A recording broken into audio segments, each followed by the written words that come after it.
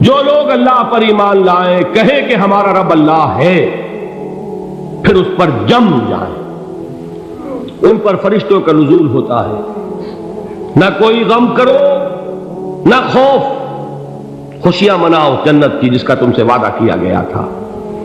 اللہ کی ربوبیت پر اطمینان جب انسان کو ہو جاتا، میرا رب اللہ ہے، ربی اللہ، انسان کے لیے نہ کوئی کھٹکا، نہ کوئی خطرہ، نہ کوئی خوف، نہ کوئی حزن۔ جو کچھ ہو رہا ہے کس کے اذن سے ہو رہا ہے؟ اللہ کے اذن سے۔ اللہ کے اذن کے بغیر پتہ تک نہیں ہلتا۔ یہ کوئی اندھا بہرا مادہ نہیں ہے جس سے مجھے کوئی خوف ہو۔ اندھا بھینسا چلا رہا ہو اس سے تو ڈرنے کا ہر انسان کو ڈرنا چاہیے، نہ معلوم کس کو ٹکر مار دے، لیکن نہیں، اس کائنات کو چلانے والا ایک سمیع و بصیر خدا ہے۔ وہ جو میرا دوست ہے، میرا ولی ہے، اللہ ولی الذین آمنوا یخرجہم من الظلمات الی النور، اللہ اہل ایمان کا ولی ہے، ساتھی ہے، پشت پناہ ہے، مددگار ہے، حمایتی ہے۔ بتائیے جسے یقین ہو جائے کہ اللہ میرا مددگار، اللہ میرا محافظ، اللہ میرا پشت پناہ، اللہ میرا حمایتی، اس کے لیے کوئی خوف ہوگا؟ اس سے کوئی ڈر ہوگا؟ میں مثال دیا کرتا ہوں ایک بہت سادہ، پنجاب کے دیہات کی۔ تو بڑا چودھری ہے اور کوئی غریب کسان ہے، اس غریب کسان کے جانوروں کو ہر وقت اندیشہ ہوگا چوری کا، کوئی میری بھینس کھول کر نہ لے جائے، کوئی میرا بیل کھول کر نہ لے جائے۔ لیکن جس کے بارے میں یہ سب کو معلوم ہو کہ وہ جو بڑا چودھری ہے وہ اس کا دوست ہے، اس کی بچیا کو کوئی خوف ہوگا؟ اس کی بھینس پر کوئی ہاتھ ڈالے گا؟ اسے کوئی اندیشہ ہوگا؟ نہیں۔ کیوں؟ کہ وہ بڑا چودھری، بڑا اس کا یہاں کا سردار، جاگیردار، سب کو معلوم ہے وہ میرا دوست ہے، کوئی میرے خلاف اقدام نہیں کر سکتا۔ اس دنیا میں یہ چھوٹی سی بات اگر آپ کے دلی اطمینان اور سکون کا باعث بن سکتی ہے تو ذرا تصور کیجئے۔ میں لفظ تصور استعمال کروں گا صرف اس لیے کہ اس کا ہم جس کو کہتے ہیں ادراک اور شعور کر نہیں سکتے، اگر کے ساتھ کر سکتے۔ اگر یقین ہو کہ اللہ میرا مددگار اور یقین ہو کہ اللہ ہر آن میرے ساتھ ہے، پھر کوئی خوف؟ کس کا خوف؟ کوئی شے اللہ سے بالا تر ہے؟ کوئی قوت اس سے زیادہ طاقتور ہے؟ کوئی اس کے ارادے کو بدلنے والا ہے؟ کوئی اس کی مشیت کے آڑے آنے والا ہے؟ یہی بات ہے جو حضور نے فرمائی، یہ ایمان کا حاصل ہے لب لباب، کہ دیکھو اچھی طرح اس بات کو ذہن نشین کر لو، اگر تمام انسان مل کر تمہیں کوئی نقصان پہنچانا چاہے نہیں پہنچا سکتے، مگر جو کچھ اللہ نے لکھ دیا ہو، اور تمام انسان مل کر تمہیں کوئی نفع پہنچانا چاہے نہیں پہنچا سکتے، مگر وہ شے جو اللہ نے طے کر دی۔ آپ پھر میں کہوں گا ذرا طاری کیجئے، اسے فرض کیجئے، اسے سوچئے، اگر اس حدیث پر ہمارا دل ٹھکا ہوا ہو تو کسی سے ڈر ہوگا؟ یہ مجھے نقصان نہ پہنچا دے، یہ میری رپورٹ خراب نہ کر دے، یہ میری انکریمنٹ نہ رکوا دے، یہ میرا یہ نہ بگاڑ دے، یہ میرے یہ نقصان نہ پہنچا دے، اس کا ڈر، اس کا ڈر، اس کا خوف، اس کی خوشامد، اس کے لیے جا کر طرح طرح سے اپنی عزت نفس کو ذلیل کروانا اس کے سامنے۔ یہ سب کچھ کیوں کرتا ہے انسان؟ جب سمجھتا ہے کہ اس کے ہاتھ میں میرا کوئی نفع ہے، اس کے ہاتھ میں میرے لیے کوئی ضرر ہے، یہ مجھے کوئی غضب پہنچا سکتا ہے، یہ مجھے کوئی نقصان پہنچا سکتا ہے، یہ میرا کوئی کام بنا سکتا ہے، یہ میری کوئی ضرورت پوری کر سکتا ہے، اسی کا نام شرک ہے۔ جہاں آپ نے یہ سمجھا کہ غیر اللہ کے اندر کوئی طاقت موجود ہے، وہی شرک ہے۔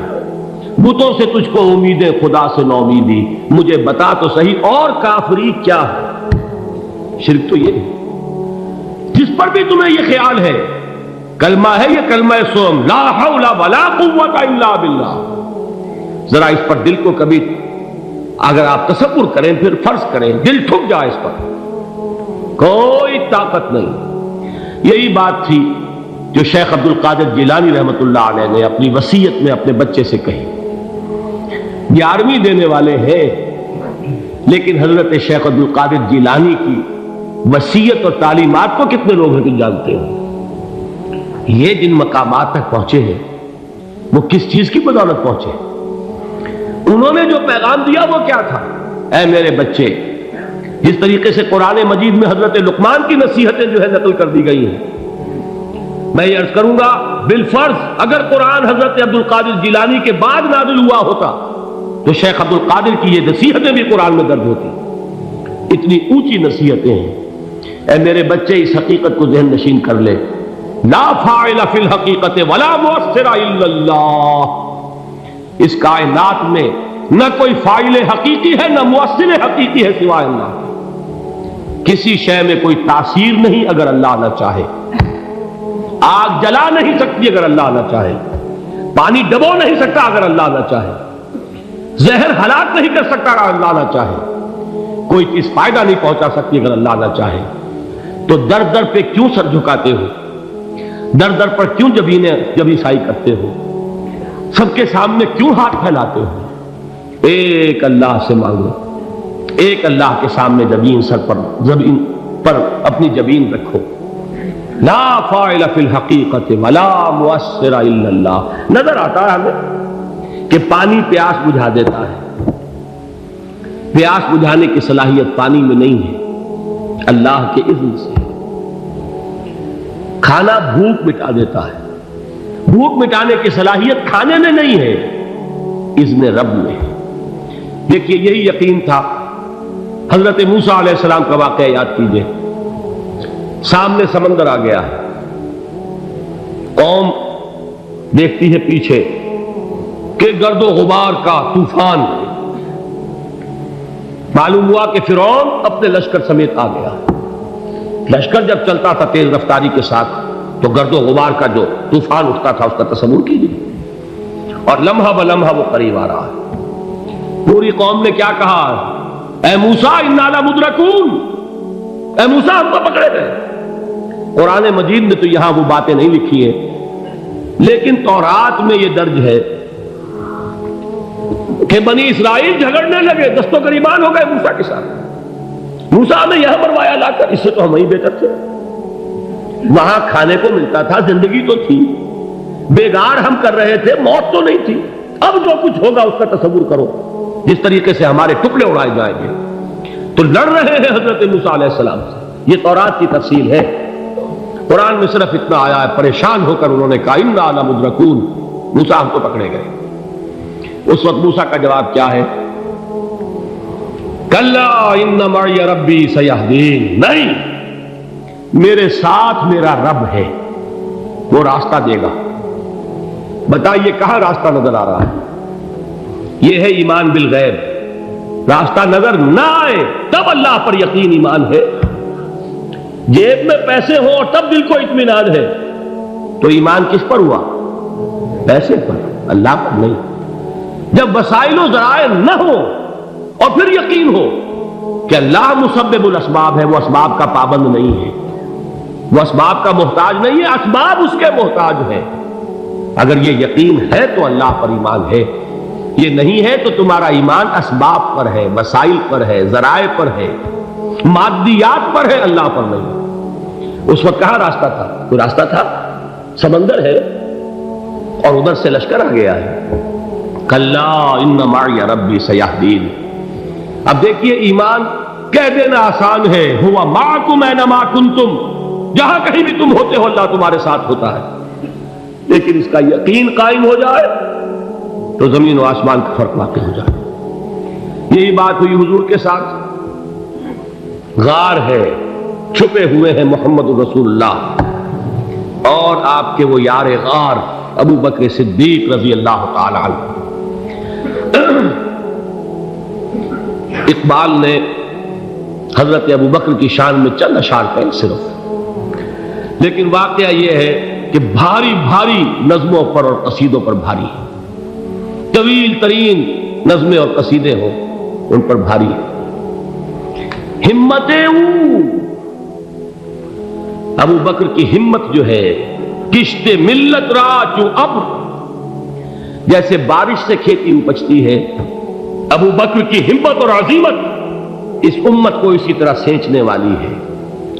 ثانیے اسلام و غار و بدر و قبر،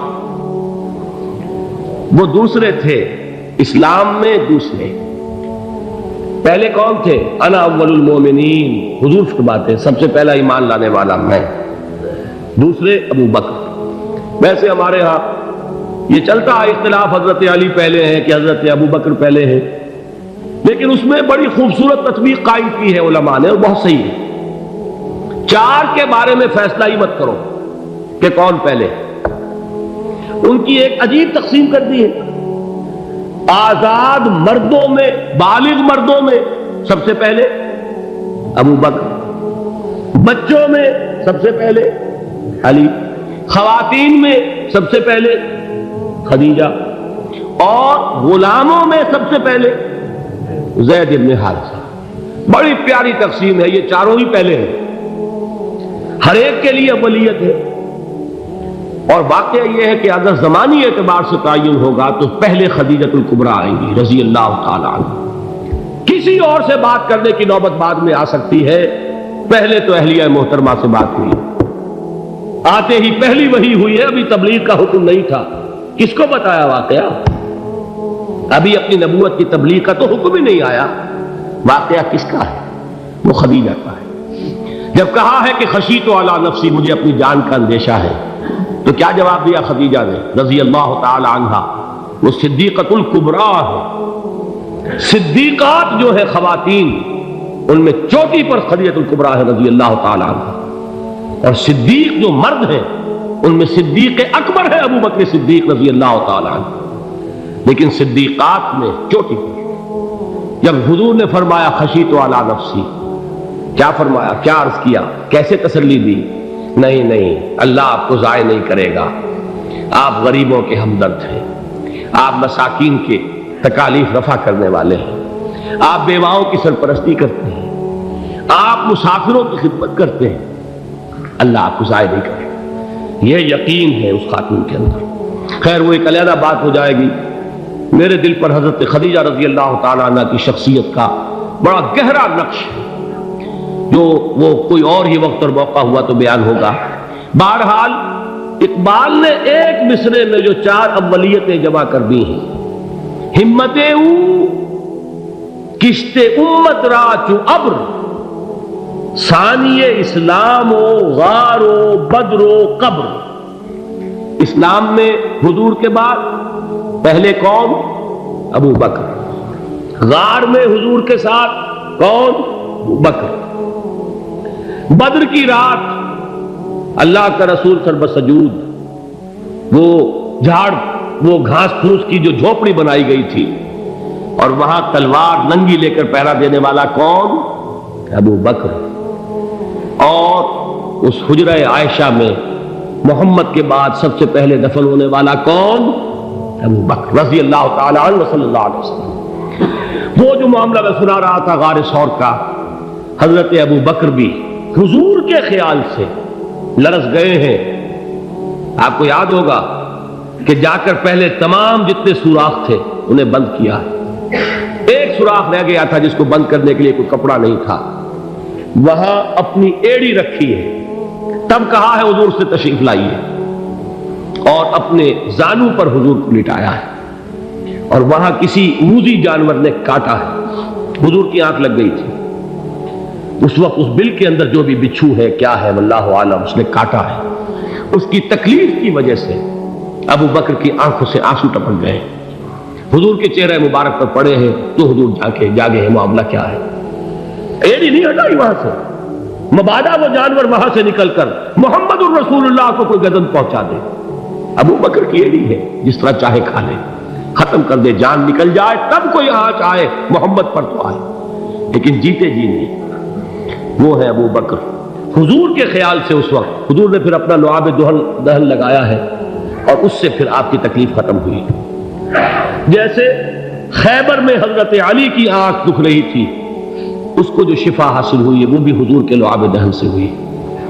تو بہرحال اس وقت انہوں نے کہا ہے کہ اے نبی یا رسول اللہ، اگر اس وقت ان میں سے کسی نے غیر ارادی طور پر بھی اپنے قدموں کی طرف جھانک لیا تو پکڑے جائیں گے۔ کیا جواب تھا اللہ کے رسول کا؟ لا تحزن ان اللہ معنا، اللہ ہمارے ساتھ ہے، کیوں گھبراتے ہو ابو بکر؟ یہ ہے ایمان باللہ، میرا مالک اللہ، میرا رازق اللہ، میرا محافظ اللہ، میرا مددگار اللہ، میرا پشت پناہ اللہ، میرا دوست اللہ۔ یہ دوستی ہے اللہ کی جو لب لباب ہے، حاصل ہے ایمان کا، اسی کا نام ولایت ہے۔ اولیاء اللہ کے سروں پر سینگ نہیں ہوتے، جس کے دل میں ایمان راسخ ہو چکا ہو وہی اللہ کا ولی ہے، جسے اللہ پر یقین ہو چکا ہے وہی اللہ کا ولی ہے، جسے یقین ہے اللہ میرے ساتھ ہے، میرا مددگار، میرا پشت پناہ، میرا ساتھی، میرا دوست، میرا محبوب، میرا محب۔